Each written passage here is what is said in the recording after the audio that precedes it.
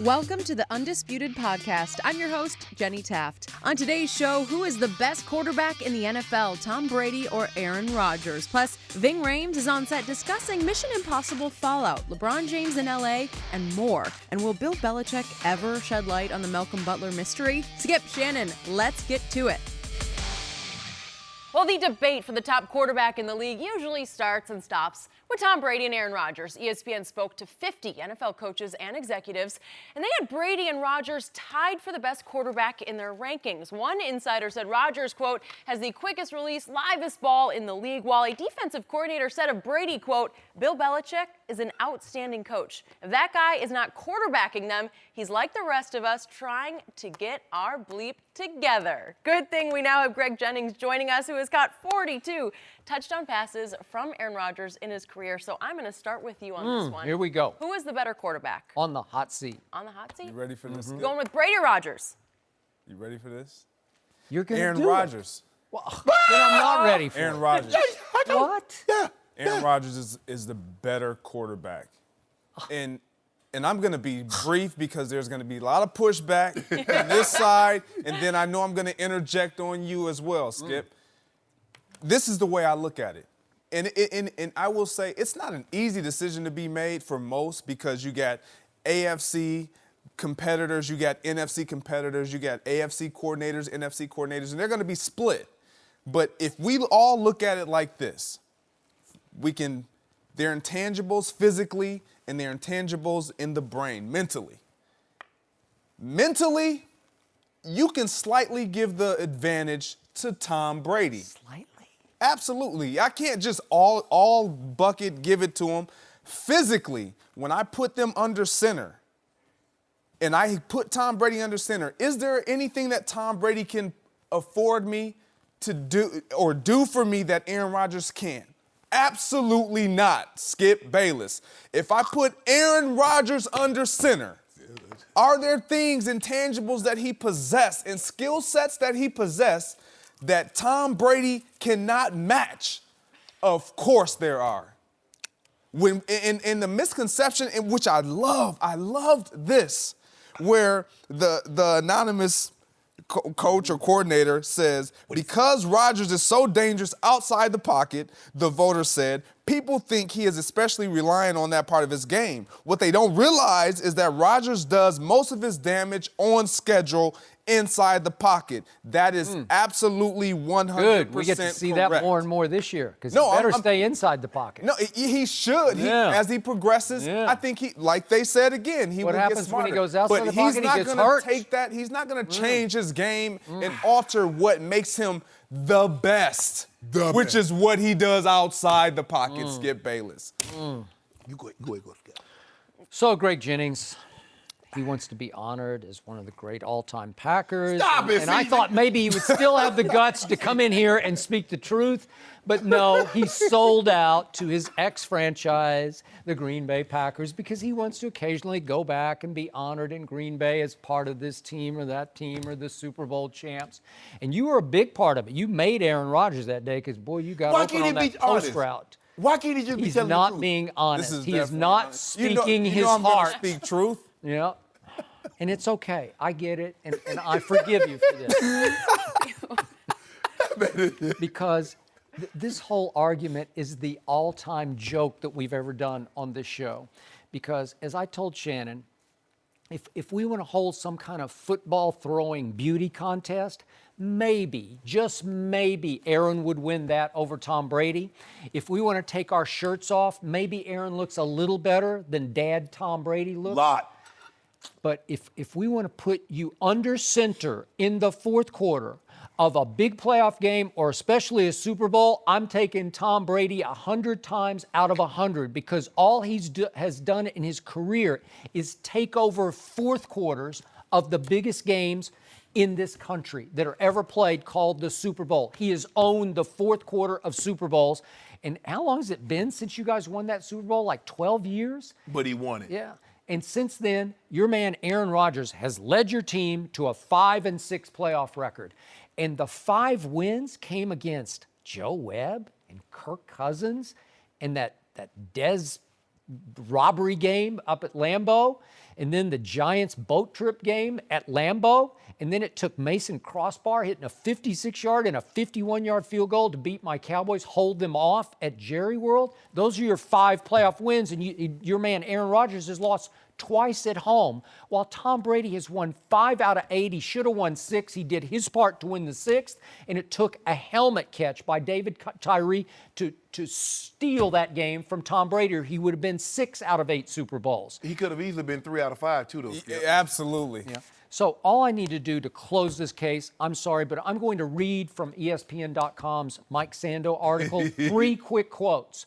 Anonymous quotes, but I trust Mike Sando. He's very good at this, and we're going to start with the NFL offensive coordinator who says, this is about Tom Brady, it looks like he's getting better.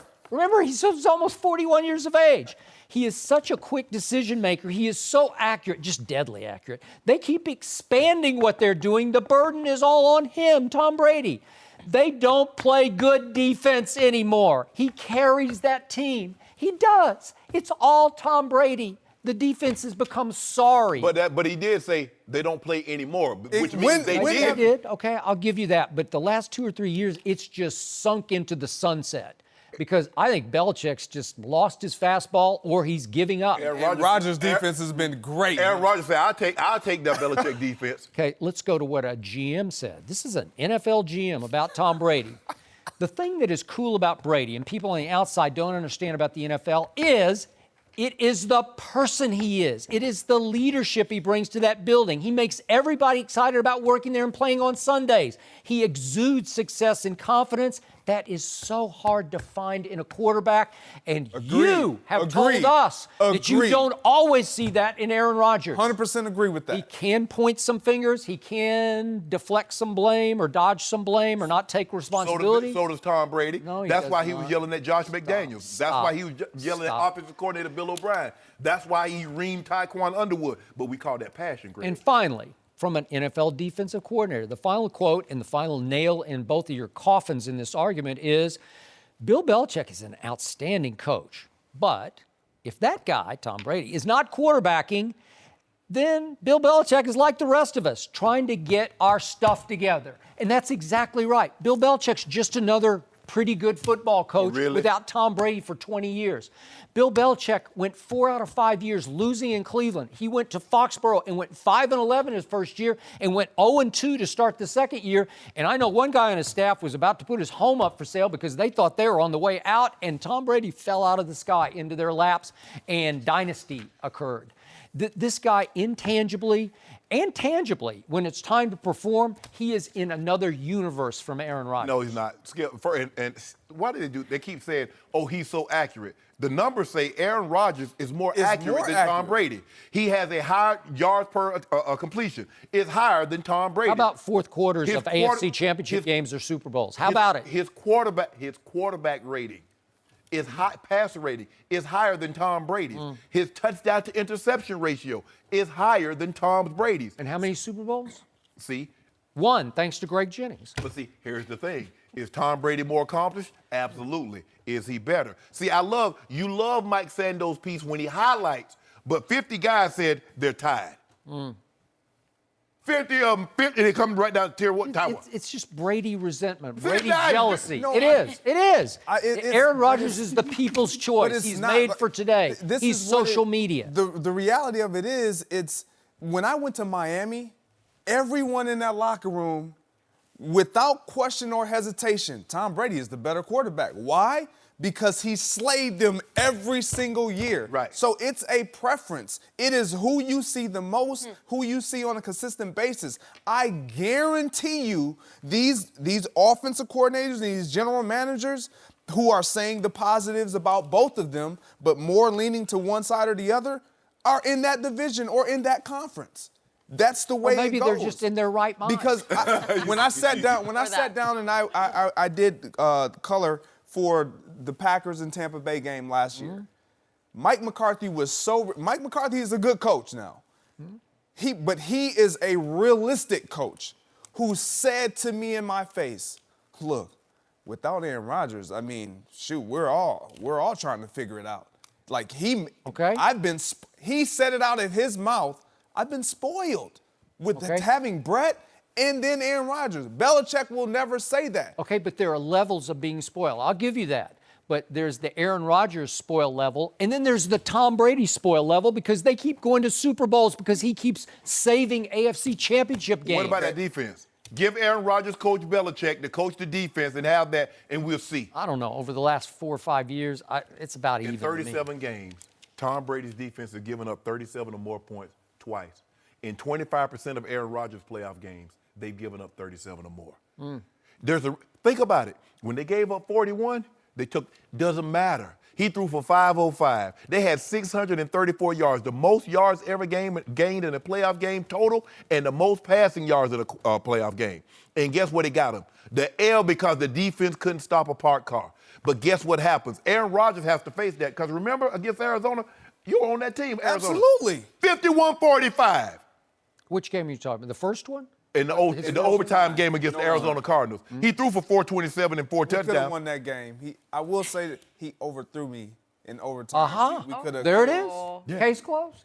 Well, you could have another Super Bowl, too, if he didn't overthrow Russ Welker. Here's another point, too. When this defensive coordinator says of Tom Brady that Brady is just a special dude and Bill Belichick is outstanding, like when he starts taking away the quarterback, now he's saying who's more valuable, which is a different conversation.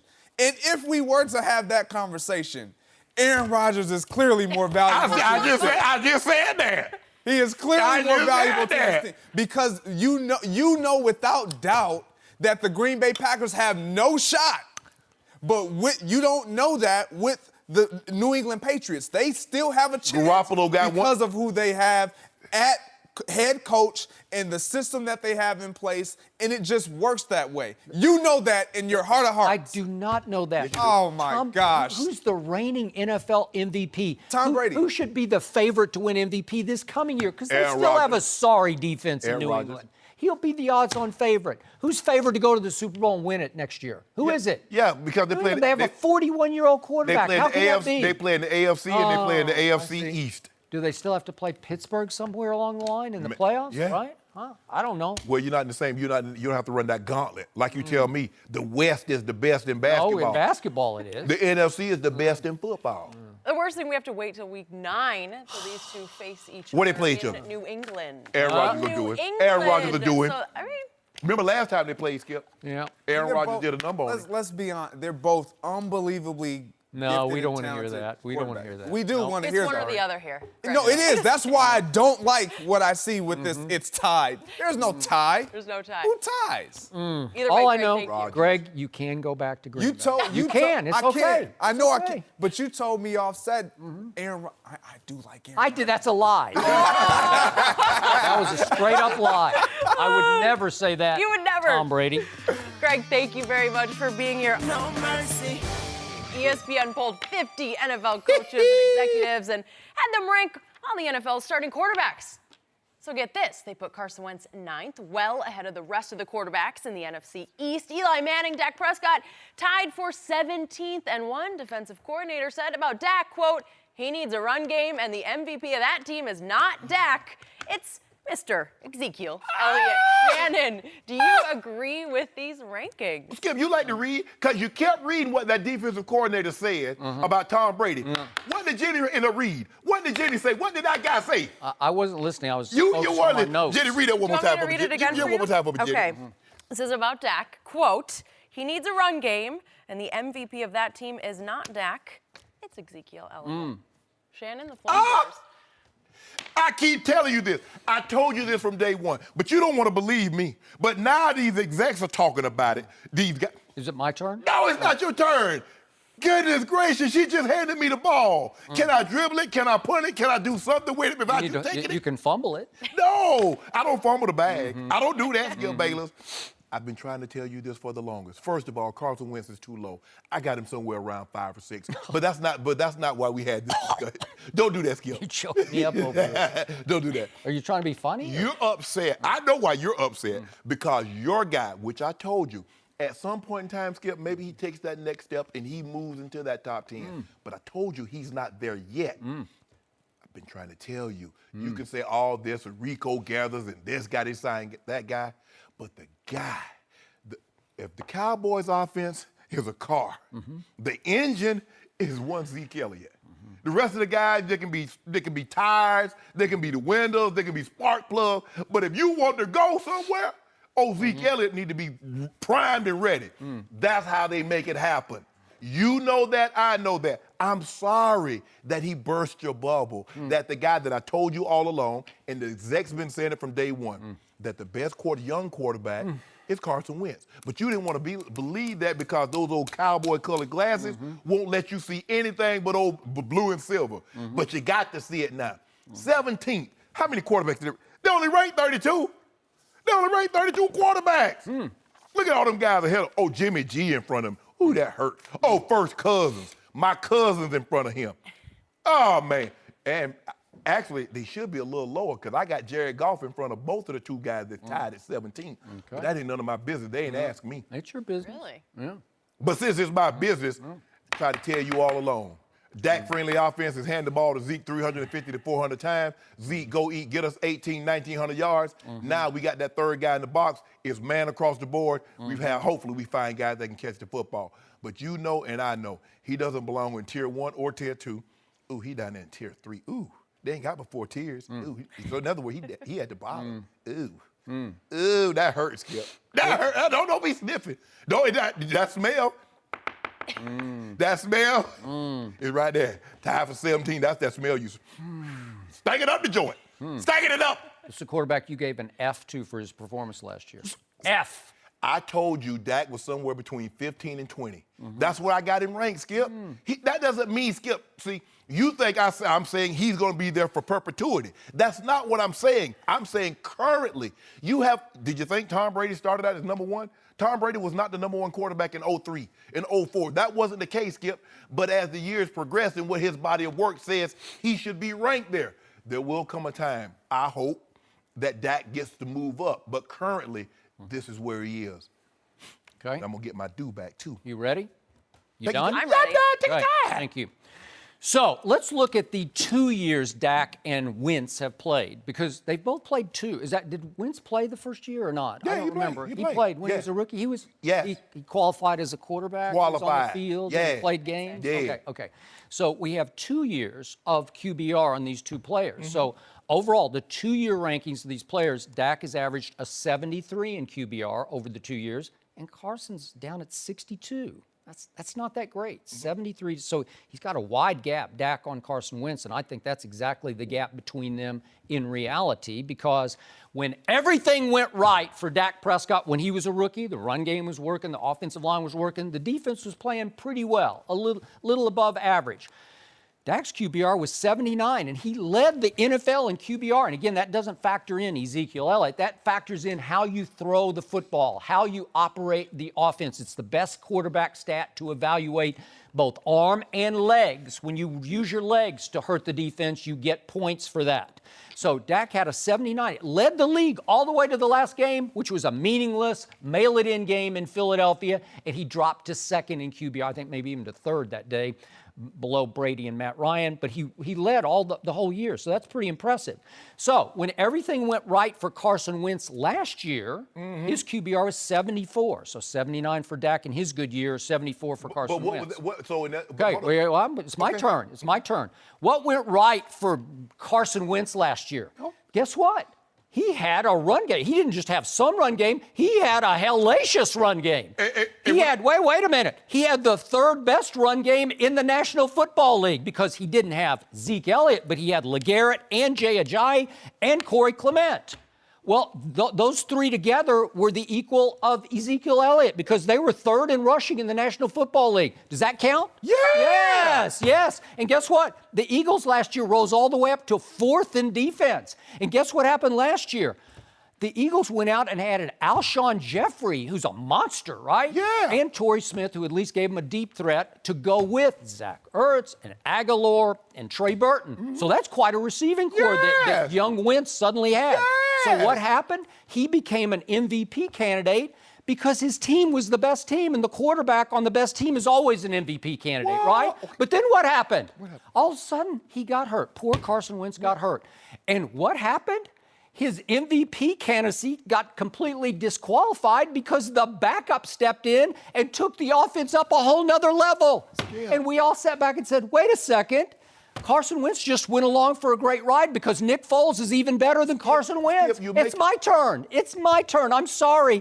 You're disqualified because Nick Foles in the NFC Championship game played great. Got nothing to do with Nick Foles. Yeah, it has everything to do. This is no, I'm showing it discounts Carson Wentz. He was on the best team by far last year. Yeah. The team that won the Super Bowl. Okay. Okay. You proved my point. You said when everything went well for Dak, he had the third highest QBR. When everything went well for Carson Wentz, he had the number 1 QBR. You keep telling me, okay, he had that running game. Skip, guess what? In 2014, when the Cowboys had the most dominant run game, Romo finished second in the MVP because DeMarco Murray went for 1848. Okay, Zeke Elliott comes in. So they go hand in hand. But they went hand in hand for Carson Wentz last year. And my guy had a high finished first in QBR. First. Well, my guy was going to finish first until they mailed it in. I don't know what he was going to do. Well, I know what he did. Okay, so the most underrated quarterback on this list by far, happily for me, is Dak Prescott. I love it that he's way down tied with Eli at 17th because the league is completely underestimating what happened to him last year. You gave him an F. I gave him, like a B- because everything that could have gone wrong to Dak Prescott went wrong last year. The Zeke suspension hung over that team from training camp forward. It drained it. It discounted it. He got that seal on his chest. All right. He can't let that hang over him. He's the captain. He's the leader. Yeah. Then at the end, 6 games get missed by Zeke Elliott. So in the end, when you least expected it, he played. So you got to bring him on then. And Sean Lee missed 6 games. He's the heart and soul and the coach and driving force of that defense. And they went 1-5 in the games that he missed, including the 2 collapses at home against the Rams and Aaron Rodgers, in which Dak's QBR was 78 and then 97 against Aaron Rodgers. He should have won both the games, but he didn't have Sean Lee. Okay, Sean Lee, I get that. But tell me why the offense only scored 9 points and 7 points then. Okay. What does Sean Lee got to do with them scoring? Right on schedule, Dak Prescott loses the best left tackle in all of football, Ty Smith. And what happened at Atlanta? Oh, my goodness. He went down 8 times. He got sacked from his blind side 8 times because they don't have Ty Smith. Jason Peters went down. Then they had Big V. Oh, now they got Big V. Well, see what you do, Skip. You know what? He looked better than Jason Peters did to me. Did you hear it? Did you hear his name called? Skip. Did you see a sack from the blind side of Nick Foles? I didn't. Jason Peters is going to have a parking space in Canton. So stop. But he's getting toward the end of the line. He still was dominant. Big V was really good. Stop it. Airtight against that sorry New England. Skip, I want you to stop. Yeah. Why do you So wait a second. Then to finish this off with a crescendo, even the Hall of Famer Shannon Sharpe agreed, Dez Bryant crumbled last year. Yeah. Shell of himself. He became a liability, especially as the go-to number 1 receiver for Dak Prescott. Right. He led the league in drops. And all of a sudden, because the ball got forced to 88, little Cole Beasley, who just dominated out of the slot the year before, he disappeared. Right. So all of a sudden, you have nobody who can separate. Jason Witten's kind of on his last legs. Now, God bless him, he's going into retirement, into the booth. Way to go. And now it's just wide open for Dak Prescott to show you when he starts spreading the ball to a bunch of no-name receivers that he will vault right back up. So his QBRs finished 3rd and 4th. 3rd and 4th over his 2 years in the whole NFL. 32 quarterbacks, 3rd and 4th. That's highly impressive. But you see what you did? Now, you talk about how Dak didn't have anybody to throw to last year, but you didn't mention in Carson Wentz's first year, he didn't have Alshon. Okay, I'll give you that. He didn't have Torrey Smith. All right, but he was pretty horrible, man. He had a long, hard year. Did you see Dak last year? I don't know. They went 9-7. They were still fighting for the playoffs at the end. They weren't fighting. Yeah, they were. Who they fighting with? Where they lost. If they had closed the deal, if they'd had a semblance of defense against Aaron Rodgers and the Rams at home, we'd be having a whole different conversation. What about that offense against Atlanta? What about that offense against Philly? What are we going to do about that? You keep talking about It was offensive because they didn't have an offensive line. They didn't have a left tackle. They didn't have a running back. They had no receivers. What do you expect the quarterback to look like? You want everything to be perfect for Dak. Everything is not going to be perfect for the quarterback. If he's that guy, he's got to make it happen. Well, I could say that about Carson Wentz as a rookie because I didn't see him make anything happen. They make the playoffs? I don't remember anything about that. I had to ask you if he even played as a rookie. Oh, no, he didn't make the playoffs. Yeah. Thank you. That ready-made, but look at Case that team. closed. Look at that ready-made team he had. Y'all got 3 of the best offensive linemen in football. Protection out the yin-yang and what it gets you. You're home. My guy was going to win MVP had he not got injured. You know that. I know that. All I know is your backup quarterback made Carson Wentz look expendable. That's what he looked like to me. Well, my backup quarterback beat the all-time great. You said he's the GOAT. GOATs don't lose to backups. I'm quickly learning I love talking quarterbacks with you too. No mercy. Bill Belichick refused to answer questions about Malcolm Butler on Wednesday morning. Let's take a listen to what the Patriots head coach had to say. Bill, I know you're all about this year, and we all understand that about this year. That's right. And I wouldn't be doing my job if I didn't ask about last year. Yeah, And last year is last year. I'm not focused on last year. Yeah. What about the fact that everywhere we go, folks want to ask about Malcolm Butler? I mean, sports coaches, players, university. You're a sports fan. Yeah, we've talked about that. That's multiple months ago. Is there going to be any more explanation about why he didn't play? Focused on training camp. Would you do it any differently? Training camp? Well, we're getting started. We're working on that right now. We'll do the best we can. And does it matter to you? Do you care that the fans want to know more about this? I'm focused on doing the best that I can for the 2018 New England Patriots. That's my job. That's what I'm going to do. That's what I've always done in the past. You know, every day that I've coached here, I've done the best that I could for this football team, and I'll continue to do that. And right now, my focus is on the 2018 season, not 2017, not 2014, not 2007, not 2004, not 2001, not 2000. I'm not focused on any of those seasons. They're done. And for this season's team, is it important for you to address the Malcolm Butler thing with your team? It's important for me to have a good season in 2018. I'm going to do everything I can to do that. Do the best that I can for our football team. That's my job and that's my responsibility. That's what I'm going to try to do. Hopefully you can respect that, but maybe not. Oh boy, Bill Belichick. This morning, that was him being asked about the Malcolm Butler situation from the Super Bowl. Shannon, what is your reaction? My reaction is this is classic Coach Belichick. He's like, maybe you can respect that, maybe you can't. Hit it with the respect thing, Skip. Maybe you can respect my decision, or maybe you can't. Skip, the reason why Coach Belichick is like this, the way he is because he believes he's beyond reproach. Those Super Bowl wins and the amount that he's won, be it in the regular season and the postseason, he's been beyond reproach. And Dan Shaughnessy is really one of the first reporters that really, because everybody do want to know. They would not, if you had... Just a quick point. Dan's longtime columnist for the Boston Globe, highly respected in New England. Go ahead. Yes. Skip, if you didn't give up 538 total yards, if you didn't allow the team to go 10 for 16 on third down, 2 for 2 on fourth down, and let the Nick Foles throw for 373 with 3 touchdowns, no one would have asked this question. If Malcolm Butler plays, Skip, and this happens, nobody asked these questions. Nope. But because, and Coach Belichick, and no one we've asked these questions amongst ourselves, but I don't know if anybody's ever broached the subject to him. So this is really the first time, and maybe this is my first time hearing it. He broaches the subject. But clearly, you know Coach Belichick, and I believe a lot of reporters, Skip, because he's going to say, we're on to Cincinnati, or we're talking about training camp. And they says, well, I'm basically wasting an opportunity to ask a question that I already know what he's going to say. But you can't look at it like that. You got to ask. You got to. And people want to know, why didn't Malcolm Butler play? Okay, granted, it was being reported that he wasn't practicing up to par. But at the half, you're getting toasted. You can't think the guys that are playing behind him because they had a better week of practice are playing better in the game than Malcolm would. So why not?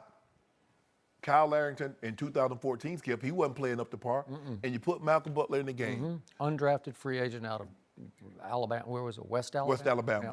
So that's the question. But Coach Belichick I fault the reporters Because for the longest time, they let him go up there and he'd be smug and he'd give you these one-word answers and everybody lets it be okay. In the NFL, they let him do this. No other coach acts like this. This is unacceptable behavior. Greg Popovich, the way he treats those sideline reporters is unacceptable. Totally agree. The way he treats reporters, Coach Belichick, it's almost like they're beneath him. Like, how dare you ask me? You never played the game. You don't know what it At least he doesn't shame and insult them the way Popovich does. But True. go ahead. But the problem is, Skip, is that they let him display this type of behavior. Well, it's going on now, Skip, for 20 years. He's not changing now. So he's being exactly what I thought he would be. He's on the training camp. But as Dan Shaughnessy said, everybody wants to know, not just me, every reporter, every fan in New England, whether you love Coach Belichick or you don't. True. We had a chance. We were supposed to beat the Eagles with a backup, Skip. And one of our better players didn't play. Why? It wasn't like you were going to give us an answer, but you got to ask the questions anyway. So, to all your points, only Bill Belichick could get away Absolutely. with that. Absolutely. And I'm still shocked that Robert Kraft let him get away with that. And we talked. You're still surprised the man got a job, aren't you? I am. Because I can't believe he let him get away with what we talked about yesterday on the show, giving away Jimmy Garoppolo for a mere second-round draft pick when he had Cleveland's stash on the table being offered to him with maybe multiple firsts, but firsts and seconds. So you took a lesser deal to send Jimmy G to a place where he could succeed quicker? Really? Had you got the information, you're Mr. Kraft, No. and you get the information that Coach Belichick is going to do what he wants to do, what would you have done to Coach Belichick before it get to this point? Would you have fired him? All of this added up is fireable offense to me. I don't know what's going on behind closed doors between the Kraft family, both Jonathan and Robert, and Bill Belichick. I don't know what discussions they've had. I don't know what confrontations they've had over this. But obviously, there was another intervention in which Robert Kraft said, we will keep Josh McDaniels on ice as your maybe sooner than later successor, right? So he's just sitting there waiting to be elevated to the head coach. I got $1 million question, Skip Okay. Bayless. You want to know, I want to know, the fans want to know. Do you think Mr. Kraft asked Coach Belichick, why didn't you play Malcolm? I hope he did. That's his prerogative. Yeah. I mean, Bill Belichick is still an employee of Robert Kraft. What if he told him, right? I'm getting ready for training camp? What? Okay, if he asked that. He might have told him that. If he asked, if Mr. Kraft asked that question, what do you think Coach Belichick's response was? I don't know. I would like to know, just like every fan in New England would like to hear. So I can't see any rational reason for not playing Malcolm Butler, at least to your point in the second half. Right. I don't care what he did or didn't do during the week. We can go back and forth, but all of his teammates swear by Malcolm Butler. And I point out, the day after the Super Bowl, Malcolm Butler posted on Instagram, and Tom Brady liked it and added a comment that he said, you're an incredible teammate, player, and friend always to Malcolm. So he blessed it. Right. Because you know and I know, a whole bunch of teammates in that locker room, there was a lot of negativity about what happened. So I thought Dan Shaughnessy's best question was the last question. I don't know if Bill Belichick owes it to the fans, but does he owe it to the locker room? Shannon Sharpe would say, yes, he does, right? So Dan Shaughnessy asked in the end, is it important to address the Malcolm Butler situation with your team? Yeah. And he, of course, non-answered it. But to me, this was the New England equivalent of the Marshawn moment. And I know it was moments because it was the whole game, but what have you said repeatedly on Undisputed about the Seattle Seahawks as we knew and loved them? They were never the same. The beginning of the end was not handing the ball to Marshawn Lynch at the end of that Super Bowl. Yep. And Tom Brady obviously benefited from that, and Malcolm Butler arrived with that catch, and it was the greatest defensive play in the history of the Super Bowl, right? It has to be. That's the greatest Save the defensive game. play ever. Right, okay. So, to me, there was so much grousing, there was so much social media, so many questions asked by people in that locker room who have been in that locker room, by ex-players, that Bill Belichick owes them something. Well, I don't know if he's addressed it with the team. I'm going to doubt that he has. Skip, when you are as accomplished, the more accomplished you become, the more beyond reproach you feel. Yep. Had he had one Super Bowl, he might, Pete Pete Carroll couldn't have done this because they questioned Pete Carroll. Not only privately, they questioned Pete Carroll publicly. Now, none of those players would ever have the gall to do that to Coach Belichick publicly. You know that, I know that. They would be out of there as soon as it came out of their mouth. They're out of there. But it's hard for me to believe. But because they would let him get the 5 Super Bowls and all these, Skip, the media, the coaches, I don't believe, Skip, I could be wrong. I do not believe Mr. Kraft asked Coach Belichick why. Because he might not want to know the answer. Maybe not. So sometimes it's best to leave, if you don't really want to know the answer, it's best just to leave well enough alone. I believe he did want to know the answer. I don't know what the answer was because I can't figure out a reasonable answer. No, because there is none, Skip, because even if he didn't have a great week of practice, in the second, you see the way the game's going in the first half. They're going up and down the field on you. What did they punt, one time? So they're basically going up and down the field. So you're telling me. There's only one conclusion I can reach. Why you dress him? Why dress him? He rebelled. Bill Belichick rebelled against Robert Kraft, who forced him at the trade deadline to give up the future, in his eyes, of the New England Patriots, Jimmy Garoppolo. He said, you will trade him and we will go forward with Tom Brady, whether you like it or not. And this smacks of rebellion and ultimately sabotage. That's what it smacks of to me.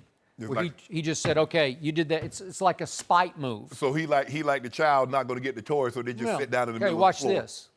Yeah, and I'm Bill Belichick, so I can do whatever I want. I'll show you. 5, Skip, it gets hard. How do you rein that in? The man got 5 Super Bowls. What you going to do? You going to fire him? That decision could fester in that locker room I this believe year. it. And it Yeah, could absolutely. ultimately, if you don't address it and remedy it somehow or explain it somehow, it could take you down. Skip. It could tear you apart. In 20 years, what guy do you think Coach Belichick has offered an explanation for why he did what he did? Well, what did Tom Landry used to tell me? The general can never let the soldiers see him doubt himself. So he can't publicly say, I screwed up or it was a bad idea. What player would go to him and ask him? Besides, B.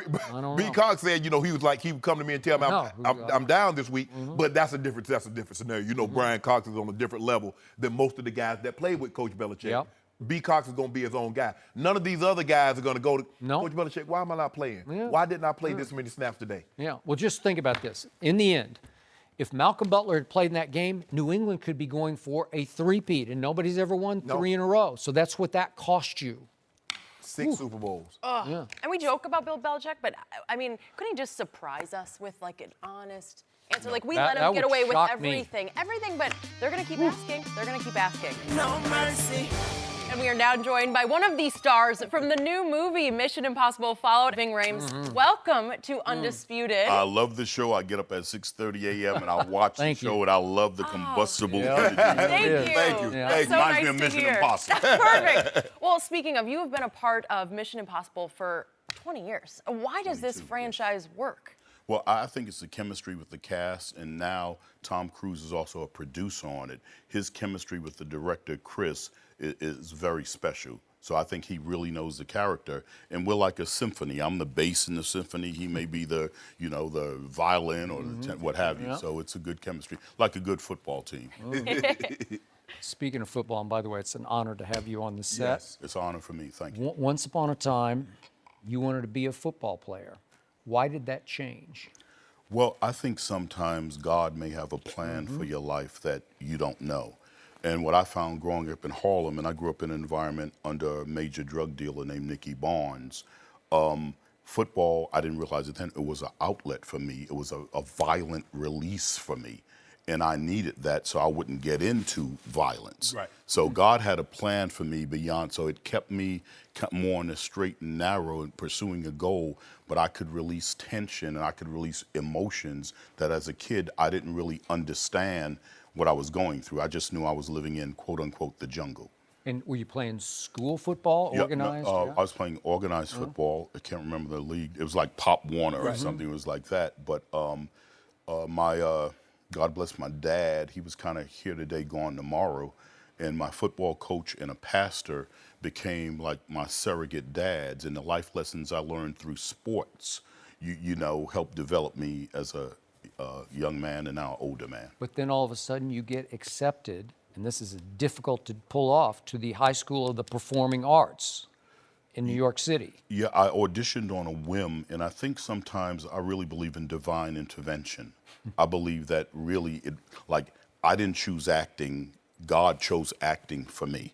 So there was events that just took place that led me there, and then to the Juilliard School, et cetera. So, I thank God, and I thank my mother, who was really my mother and father. On Father's Day, I get my mother a Father's Day. That's great. awesome.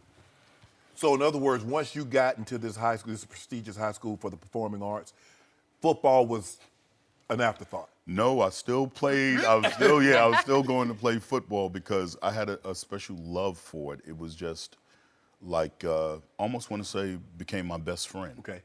In the relationships I made, it was just something that became a part of me. So I still played up until my senior year I even played my senior year in high school. I still played. Wow. But then once I got to Juilliard, it was a wrap. It was in school from 8 until 10 at night. So my favorite all-time role that you played was in Pulp Fiction. Yes. Marcellus. Your favorite all-time role that you played? I may say Don King. Yep. Only in America. I won a Golden Globe for that. And I spent time with Don King. And it really made me look into a different perspective. Like when I hear you guys debate, I always want to hear I want to hear Michael Jordan's perspective, and I want to hear LeBron James' perspective. Right, okay. You know what I'm saying? I get your two perspectives, but I would like, for me, being able to talk with Don King, I got a different insight than hearing opinions and reading about him. So what did you learn different about him actually talking to the man that you didn't know hearing all these opinions? Okay. One of the things I learned is sometimes you go through trials and tribulations, as you guys were talking about Kawhi Leonard. Right. You know, that I don't know exactly how Kawhi deals with pain or whatever, because I haven't had a chance to sit down one-on-one with him. Right. With Don King in the whole boxing industry and the business of boxing, I got to understand his perception, whether I agreed or not. Right. At least I understood his point of view. Right. Speaking of pain, I'm about to feel some here on this show because I understand you're a LeBron James fan. Can you make your case for why he is the GOAT above the great Michael Jordan? First of all, if I'm drafting a team, first pick, I'm not going with a shooting guard. That's the first thing. Then when I look at LeBron's competition, the two losses to, let's say, Golden State with KD, Jordan never went against three guys who are better shooters than him. I'm not saying better scorers, but I think you got to say those three are probably percentage-wise better shooters. I think you could possibly say even two with Draymond, you may have 4 Hall of Famers on that team. Maybe. Right? Most likely 3, I think you kind of would lean towards. Michael Jordan played with 2 Hall of Famers for 3 championships. One near the end of his run, but go ahead. But you get my point, right? Dennis Rodman, LeBron never played at the same time with 2 Hall of Famers. And then what I don't always understand when to me, you can't hold it against LeBron James for bringing underdog teams all the way up to the finals championship game, where he's the underdog. So I look at the competition that he played, and even the first one that he lost, I applaud him for. Who would have thought he could bring that team there? So when I weigh everything, and I also think I'll say this quickly, the greatest of all time is not just about what you do on the court.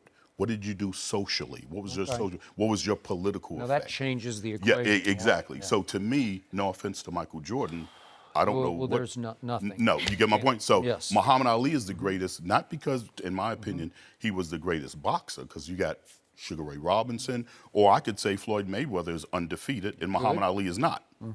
Right? Lost, 4 or 5 times, 4 or 5 championships. So on that, in who I think LeBron, there was divine intervention that God ordained greatness on him. His life from 15, 16, when he was known, it's something beyond, I think, man's understanding. He's on a different spiritual frequency. Yeah. Yeah, that's all you got to say is yeah? You heard about, I'm good. He said Hey. the GOAT. He said he was the GOAT. Well, he's the GOAT, so I got to, accept what the GOAT says, right? You disagree with anything I said? Just about all of it, but He's a Michael Jordan fan. by the way, LeBron did get to play with two guys who probably will make the Basketball Hall of Fame, and Kyrie and Kevin Love. I think Kevin Love will ultimately be in the Hall of Fame. I will bet you he will be. He doesn't belong, but everybody gets in that Hall of Fame. Am I right? Yeah. And do you think he's got a chance? Oh, yeah. Because he's a multiple time, I don't know what he's All-star. up to 10 times. I don't know what he is. Well, I think he's a 5-time All-Star. Now Five-time, he's yeah. about to be the centerpiece, Yeah. so he'll probably go again. Well, would you say, though, that Rodman and Pippen deserve? You say Kevin Love doesn't necessarily deserve. Rodman and Pippen, you say deserve, correct? Okay. But trust me on this, because I covered those teams. Mm-hmm. Scottie Pippen was voted a top 50 all-time player only because he played with Michael Jordan. Michael Jordan made Scottie Pippen a top 50 player. When he left Michael Jordan, he went to Houston, he went to Portland. He was just another very good player. Skip. Well, okay, but Dennis Rodman was old when he came to Michael Jordan. He was old. Yeah, but he was the first team All-NBA defensive his first year, 96.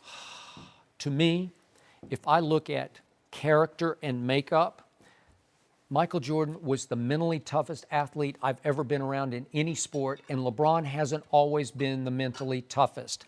No superstar has ever flamed out the way LeBron did in that first Heat finals at Dallas in games 4, 5, and 6. He just melted down and disappeared. And then he melted down again at the end of game 1 of this year's finals when he sat on the bench and pouted when they got to overtime. Should have rallied his troops after JR's blunder and George Hill's missed free throw.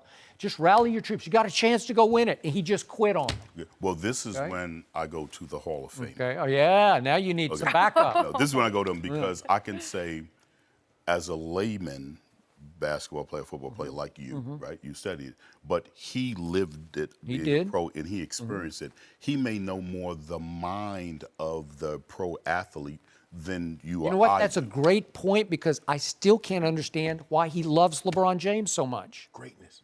Because he's a Hall of Famer who has more insight than you or I about a professional That's what I was thinking. I was thinking that. I must applaud him. I'm sorry. I do too. I applaud him. Way to go, applaud him, Shannon. yeah. Way to go. Yeah. I know Shannon's happy here, but before you go, I want to also ask about the nonprofit AU basketball program you're involved in. Just tell us about Great. that. Well, first of all, it's called Dream Vision, and I'll send a sweatshirt to Good. you two because we only had our larger sizes. So this is for him. And is it Denver colors or close to it?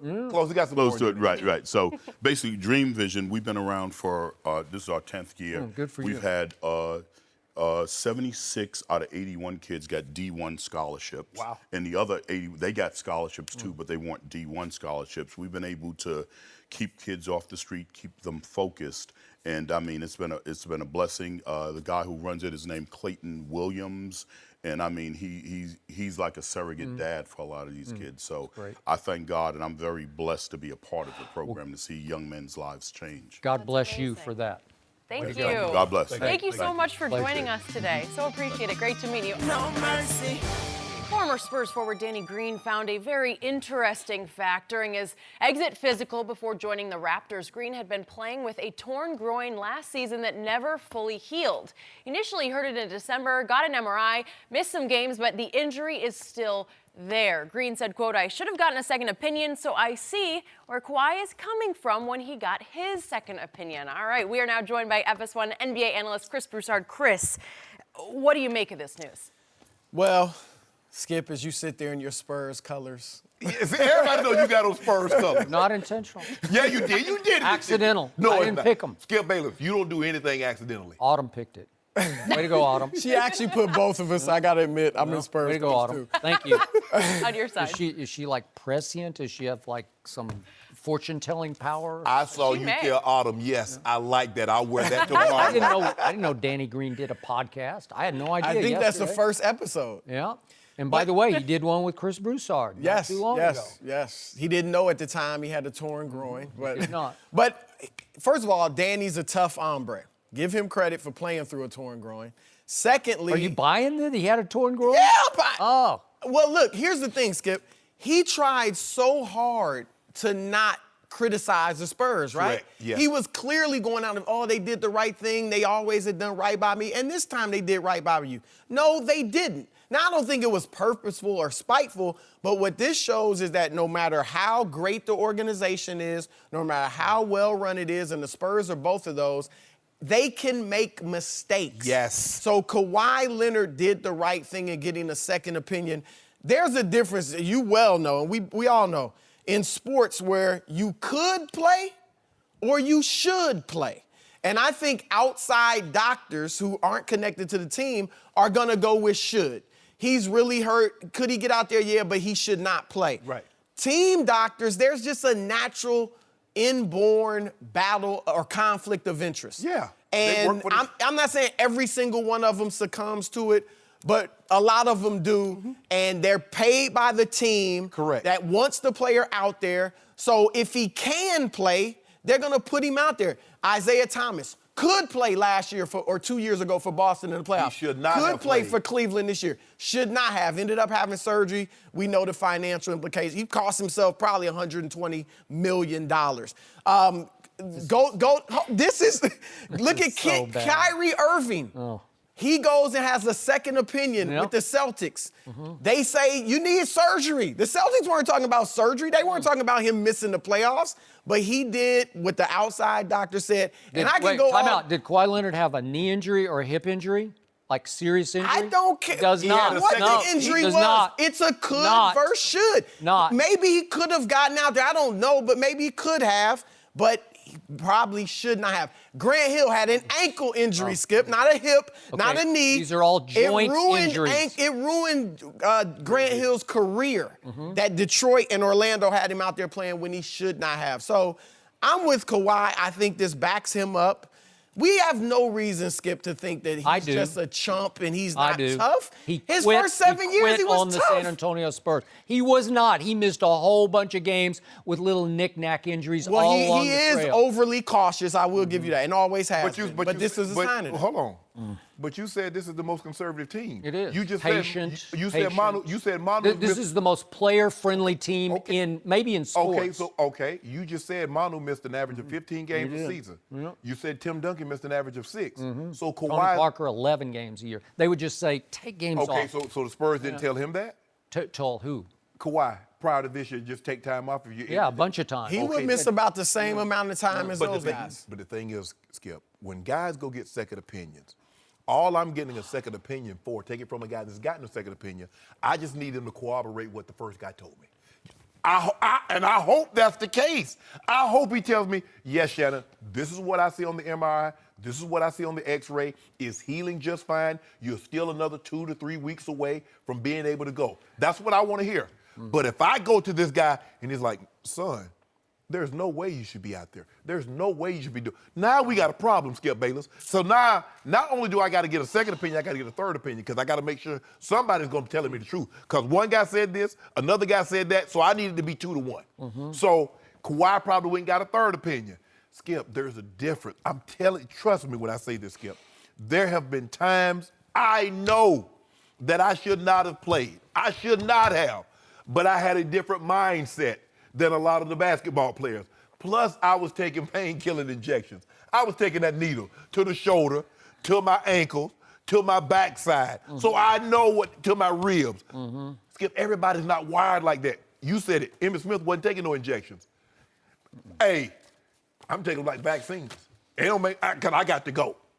But that's my mindset. I didn't knock anybody for not. I know guys on the team, man, I'm sitting this one out. I ain't taking no needle. Kawhi says, look, I just saw what happened to Isaiah. I'm about to get all my money.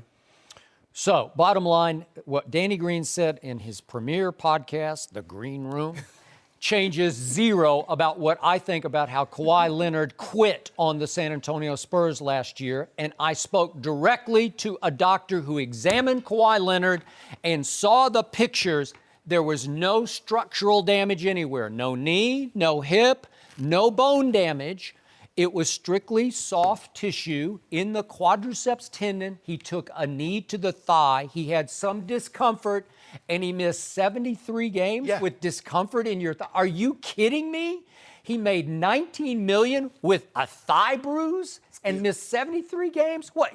How can you guys abide that? How can you let that happen? Because it's so out of bounds. He wanted out. He wanted out of San Antonio, Your- and he took this excuse to get out. But your pain tolerance might be different than someone else's. Just because you could have played through it doesn't mean someone else could. So, what was Danny Green from day one with Kawhi Leonard? He was his best friend on the San Antonio Spurs and his only public defender and supporter through this past year. What did he tell you on your podcast?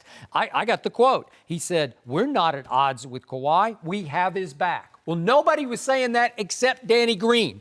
And Masai Ujiri made sure that Danny Green was included in this trade. And Danny Green makes $10 million next year because he knew that's my conduit to Kawhi. If I have any hope of convincing Kawhi to fall in love with Toronto and sign long-term, I need to work through Danny to Kawhi because Kawhi will listen to Danny because Danny has always had Kawhi's back.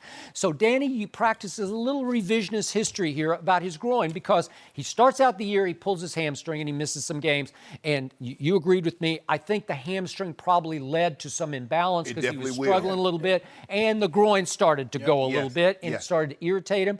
So he said, let's get an MRI. And they saw some gray on the MRI. They said, you got a strain. Take 2 weeks off. Take a couple of weeks. He missed 5 games, and then he declared himself okay because they said it looks clean to us. They took another MRI. So he comes back and plays. This is in late January. On February 1st, he plays against James Harden. It's a long night, man, because you got to guard him a lot. Danny Green does, and he scores 22 points. Then on February 25th, he goes up to LeBron, and he guards LeBron a lot in that game, and he scores 22 points. You can't do that with a torn groin. I'm sorry, you cannot do that. He even said he didn't know when he tore. He even, again, trying to protect the Spurs, he said, I may have torn it today. Or the day that I was examined. I may have done it against Golden State. And So what he happened? doesn't know What happened when. in Game 5? It's the closeout game against Golden State.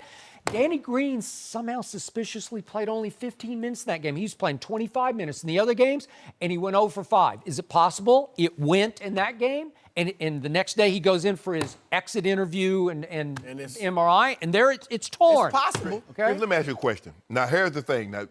Now when Danny Green comes on your podcast and he says there's no issue between the team and Kawhi, he's telling the truth. Danny Green says, I possibly had a tear in my groin. He's lying. So we picking and choosing when Danny Green is telling the truth. No, well, wait a second. I'm saying he's lying about the issue. Are you saying he doesn't have a torn groin? He went after Adrian Wojnarowski, did Danny Green on Twitter. But he was telling the truth then. He said, but he's lying now. He said it's incorrect that we had a confrontation with Kawhi in that meeting. Well, I think they flat out had a big confrontation. Everybody else said it. Tony Parker said it. But you said he was telling the truth. You said he shot that down. Who shot it down? Danny Green. Yeah, well, he's lying about that, or he's trying to cover up the truth because he's protecting Kawhi. He's Kawhi's biggest public defender. You admitted, and you talked to people in that organization, Kawhi from day one, from the time he was a rookie, has been cautious about injuries. And that's something that's, whether it's baffled the Spurs or upset them, frustrated them, whatever. It's been the case since he was a rookie. I don't think this was any different. I think this is probably the most serious, obviously the most serious injury he had. And his nature is to be overly, cautious. And his doctors, to your point, when he went to get the second opinion, they told him it was different than what the Spurs had been telling him. That's where they felt like he was misdiagnosed. So what's he supposed to do? He's not a doctor. He just takes what these doctors have told me versus what these doctors have told me. Unless the second opinion told him just what he wanted to hear. That's how it came across to me. No, I want you to tell me that I'm going to be okay. But when I try to go out there and my thigh is still hurting, somebody lying. And Skip, if he wanted out of San Antonio, and I do think some of the things in the organization bothered him, going back a few years. That's correct. Still, why did he have to do it this way? He could have still been a free agent next year, Ask his even uncle. if he played through it. His uncle conducted it. He orchestrated the whole thing. Since he's the one who's telling us everything. Chris, thank you for joining us. No mercy. Thank you for listening to the Undisputed Podcast. I'm Jenny Taft. Join us again at the same time tomorrow morning, 9:30 Eastern. We'll see you then. Fox Sports 1 of 1.